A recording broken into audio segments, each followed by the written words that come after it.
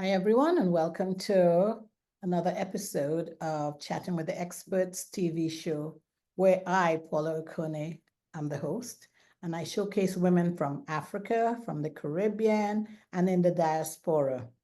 These women are professional women, or they're successful businesswomen, or they're both professional and successful businesswomen.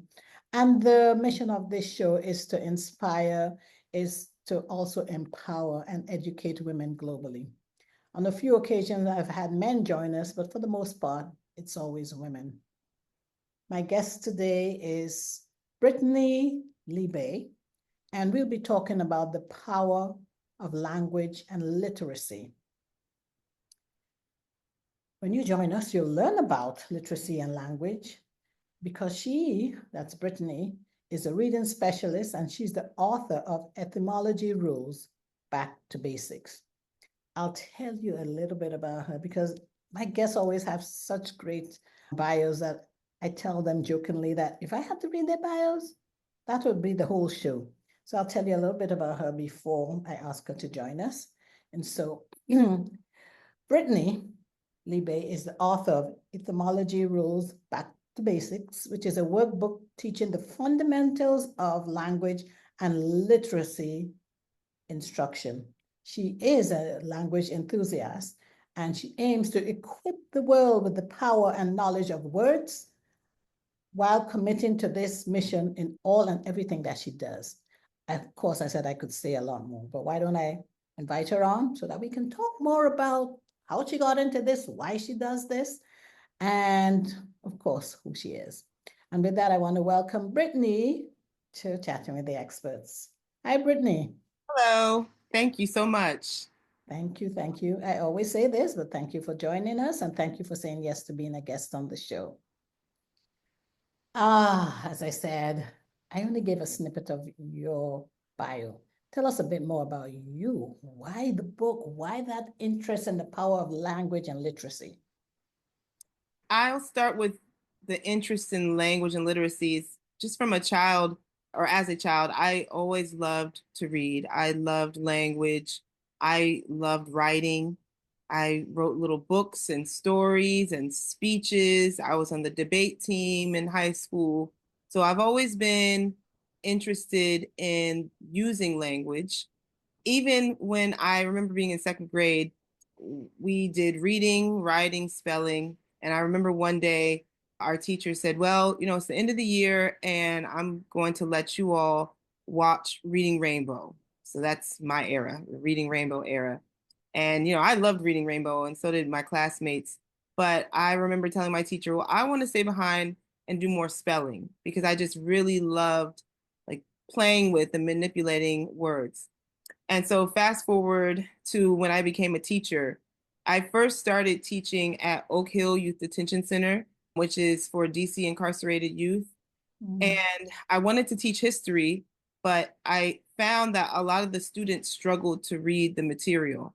And so it just switched my whole focus to where I wanted to help students learn to read because I just believe that is a powerful tool. It's an invaluable tool that you need in almost every facet of your life. So I've been teaching for 17 years and I've been teaching children to read, particularly older students who have difficulties. But what I realized is that throughout a good amount of my training and the training of other teachers, we never really learned about language specifically. And so all the learning I had done was on my own. And I thought it was crazy that we're being asked to teach children to read, which is, in a sense, dealing with language. And yet we don't have a strong sense of how language works. So I really wrote the workbook for teachers in mind, as well as parents, but then, also language enthusiasts find it really enjoyable as well. So that's how I got to writing Etymology Rules. I just wanted to write something that would help teachers better help children. Wow. I like that. You wanted to help teachers better help children. And off camera, I was telling you how my daughter was, I mean, when she was like 5 or 6, I realized that she was very good at memorizing stories. And so if you gave her a book and you read it to her, she would have memorized everything so she could read it back to you. And it was later on we realized that she didn't quite know how to read, but it was teachers like you who helped her develop the love of reading, helped her read to the point that she actually went on and had a degree in communication and marketing. And every day she reminds me, Mom, I love books. So my hat goes off to people like you who see the need, and you either help the children, or in this case, you wrote your book to help teachers help children. Thank you. Thank you. Yes. Yes. So that means I noticed, I mean, when my daughter was being helped, there is a technique, there is a science to reading. Can you talk about that? Yes. So, and some people may have heard this term as of late, the term science of reading, but it really isn't anything new. There's been a reading wars that some people call it, where it kind of goes from people say we should teach phonics, teach children how to sound out words, decode language, to whole language, where the goal is to foster a love and appreciation of reading, and it's a big focus on sight words and comprehension.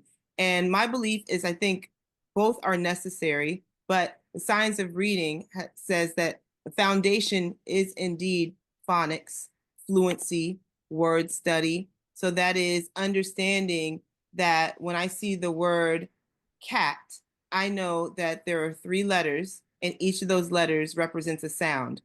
K, at. And as opposed to if I have the word chat, like I'm chatting with my friends, well, now that has 4 letters, but it still has 3 sounds. That first sound, we call it a digraph in reading. I'm actually in school for linguistics, so I'm training to be a linguist. And so we use a little bit of a different vernacular. We call that an affricate. But in any event, when it comes to spelling, we know that CH is 2 letters that makes 1 sound. Being able to decode that, being able to understand orthographics and how we build words in our language is a foundational skill that I'm glad more and more schools are waking up to realize. Absolutely. And now the science of reading, when you're talking about you're going to school for linguistics, I mean, and the science of reading in general, this is for English, correct? Or So does it apply to all other languages? that's a good question. Maybe that is like a dissertation topic. It's something that I could dive deeper into. But the concepts of language, it's across the board, right? You have sounds, that's phonetics. You have sounds, and those sounds, you put them together and you make words. You have parts of words, that's morphology. So in English, we have prefixes, roots, suffixes. You have semantics, that's the meaning. You have syntax, that's how words are arranged, the order that words go in. And so while in languages around the world, we do have different sounds, there's different syntax, there's different morphology, but all of those foundational aspects are a part of a language. So, I think the science of reading and how we understand it here in America and in English, I think there's aspects of it that could apply across the board. Our language is, we have a sound assemble correspondence. So that means, like I mentioned earlier, I have a letter or I have a group of letters, and that represents a sound. Where you have some languages like Mandarin, they read their graphemes or their letters are more like pictures. Mhm. I believe they call those logograms, as opposed to ours are like actual alphabetic letters. So there is some difference in how we go about teaching someone to read language to language, but I think there's some general foundational principles that are the same. The science of reading, they do say the foundation is phonics, word study, decoding, but that it's not that alone. It's also fluency. So that's being able to read a text smoothly, accurately, at a proper rate. I believe that's probably universal. Comprehension, that is, okay, you've read this aloud, you've read it beautifully, no mistakes. What is happening in the story? What does this mean? Vocabulary as well is another tenet of strong reading skills that the science of reading advocates. So I think those principles probably are universal, but as I said, that is a wonderful research topic that I would love to dive more into. Yeah. Yes, I mean, I'm happy that I kind of sparked that interest because, I have Nigerian parentage. My dad was Nigerian. Fortunately, he's been dead for a while. But in living in Nigeria, there's some words that you would think would be pronounced a certain way because of the English language, but they're not. And I don't know enough of, of words and etymology and so on. But, like a word like BODE, you may say in England or in America, bode, but in Nigeria, in a particular language, that is body. So it's very interesting, Yeah. And the more you spoke, it's like, yeah, it'll be good, excuse me, to kind of hear how different languages, different cultures, and how these languages came into being to get those particular sounds, or whether we were influenced by those who colonized us and just, put words, and we knew that, okay, in our language, this is how it sounds. So even though the words don't match the sound phonetically, but we know this is what it is, if that makes sense. Yeah. Yeah. My interest is Amharic. I'm in DC and we have a large Ethiopian population. I don't speak Amharic at all, but I'm just very interested in how Amharic speakers and thus those who will read the script of that language. I believe it's called Geese or G's, but in any event, I'm curious, how do those students learn to read? Because their alphabet is completely different from our English alphabet. So that is something I'm interested in, like how reading takes place in other languages. So Yeah. Ooh. Well, we may have to have another conversation with that. That's you making me interested. And as I, excuse me, you said off camera, I am not, my background is mathematics and accounting. So words had their place, but they were not top of my line for interest at all. As you introduce yourself, you mentioned that you work with children whose parents have been incarcerated.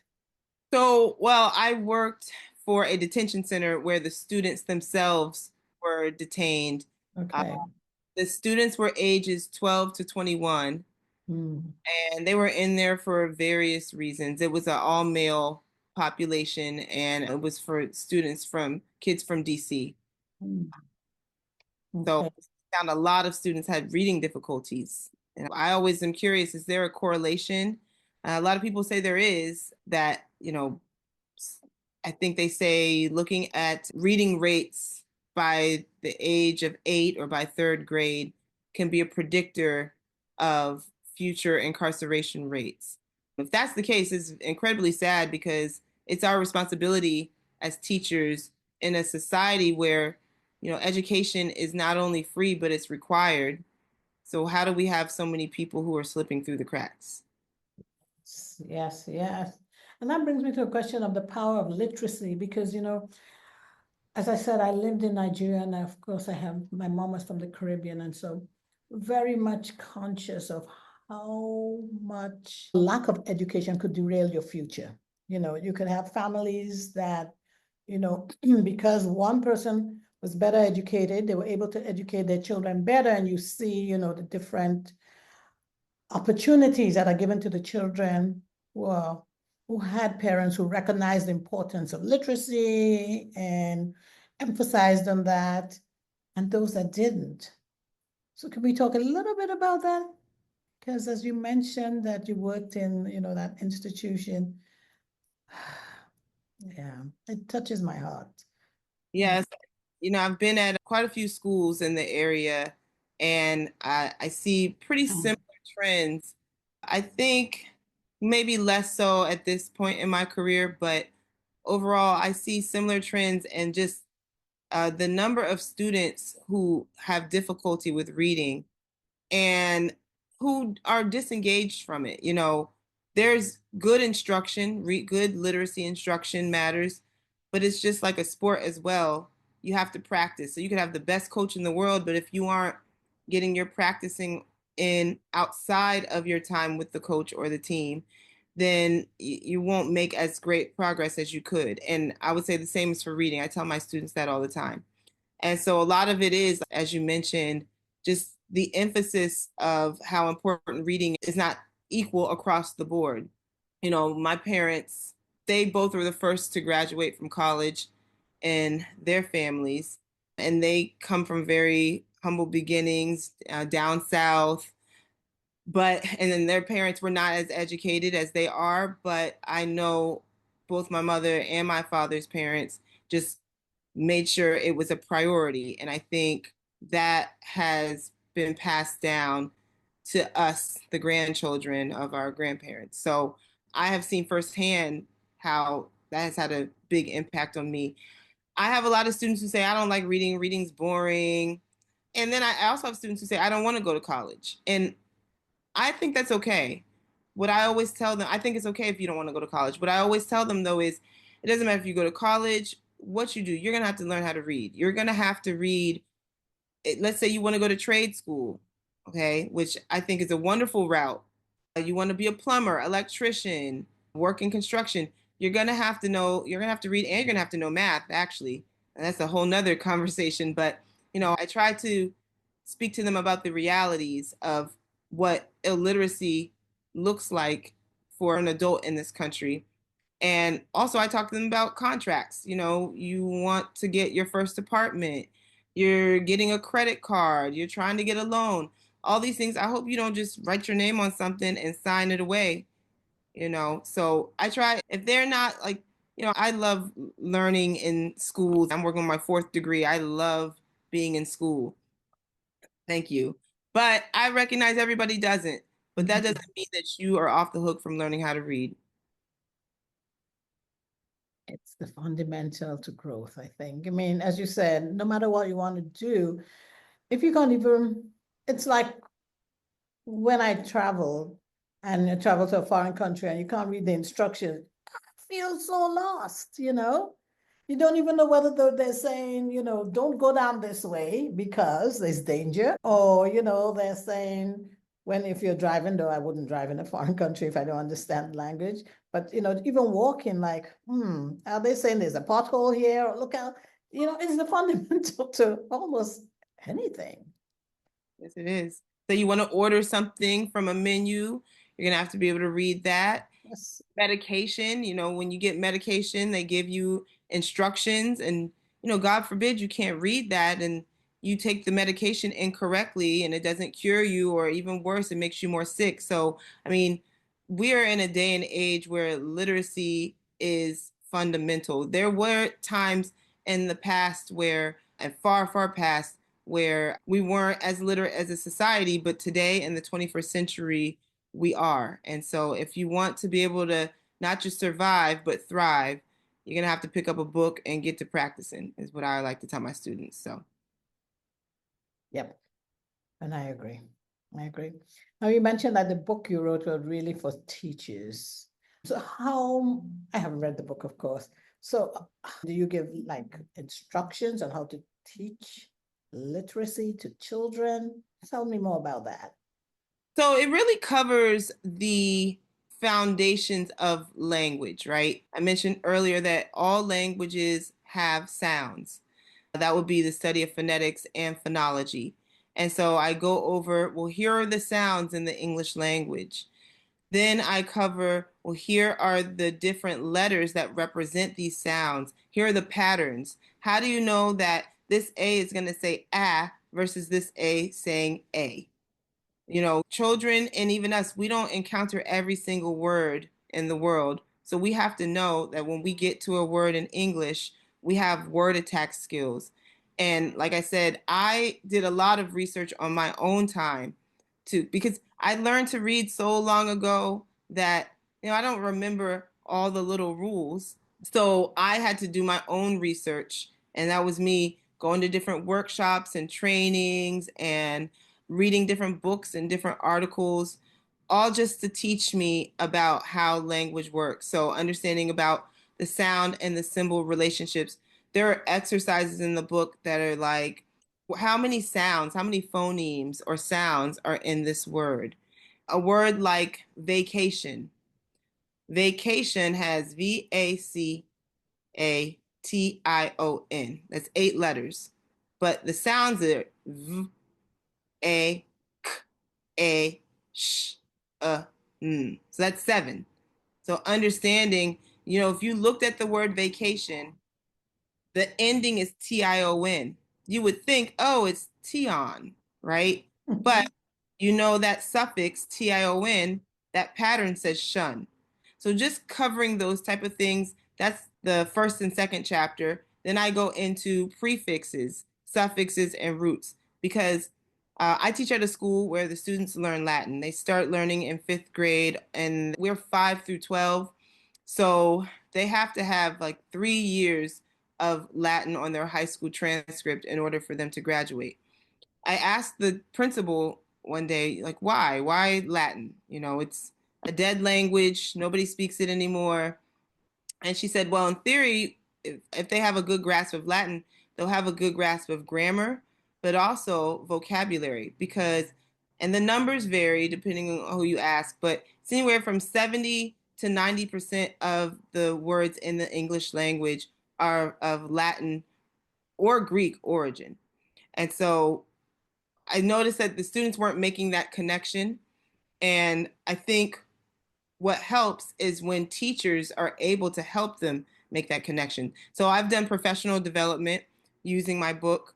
And one of the things I always tell the teachers is that, let's lean into our students' Latin knowledge. When you introduce a vocabulary word, break that word down into its prefix, root, and suffix. Find where the word came from in Latin. Maybe the students know that Latin word, and now you are taking a derivation from that Latin word, and you're making that connection for them so that they can see where these things come from, and it'll help them to recognize the meaning of words a lot faster. So there are about 4 chapters on that. And then the last chapter is just a fun chapter. I find a lot of kids they're fascinated when they learn about the etymology, the actual origin of different words. And so some of the ones I like to share that are kind of fun are consider and disaster. So disaster, I believe, is of Greek origin, but consider is Latin. And both of those have a root word that mean the same thing.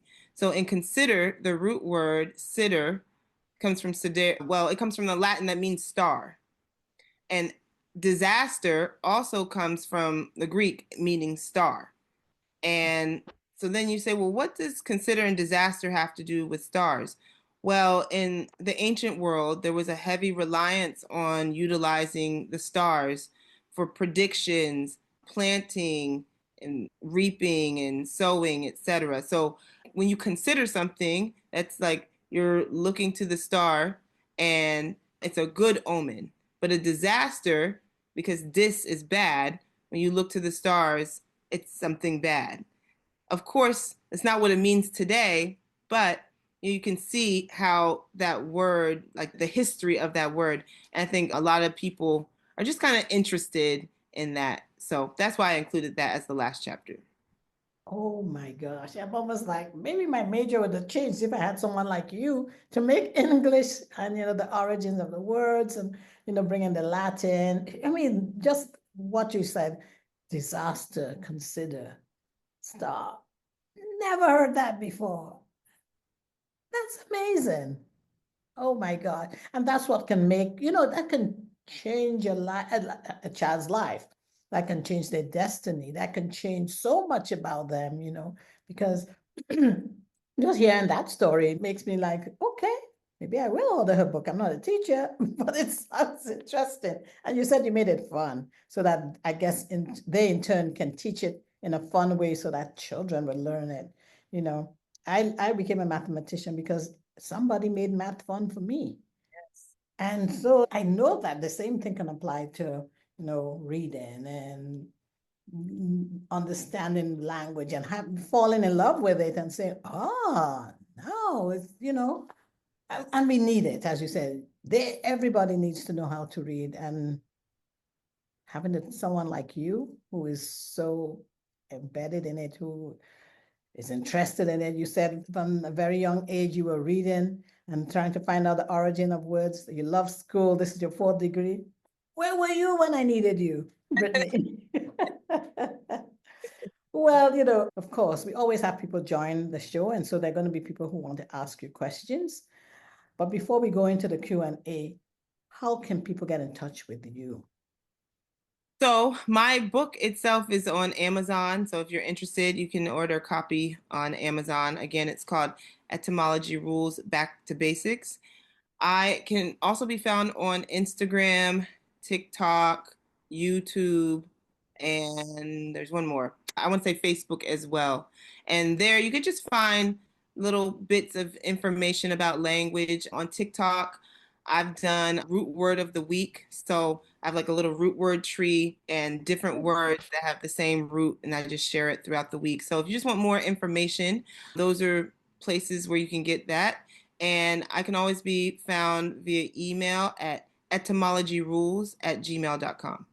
Awesome. And for those of you who are watching this later on, if you'd like to be a guest on my show, like Brittany, you can reach out to me on my website, which is chattingwiththeexperts.com.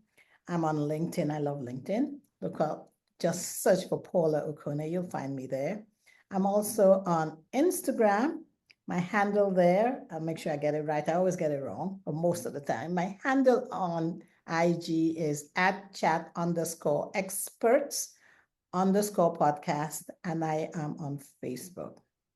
And Brittany and I actually connected through a past guest of mine. So that's another way. If you are friends or connected with a past guest of mine, if you look at some of my shows, reach out to one of those people to connect with me, and you can be a guest. As I said, the mission of this show is to empower, to educate, and inspire women globally. And that started with me, because now I'm going to go buy that book. I have been educated beyond words. Thank you so much, Brittany, for being a guest on the show. And of course, we'll open up the floor to whoever else who wants to ask you questions. Thank you for having me. Thank you very much. Sure.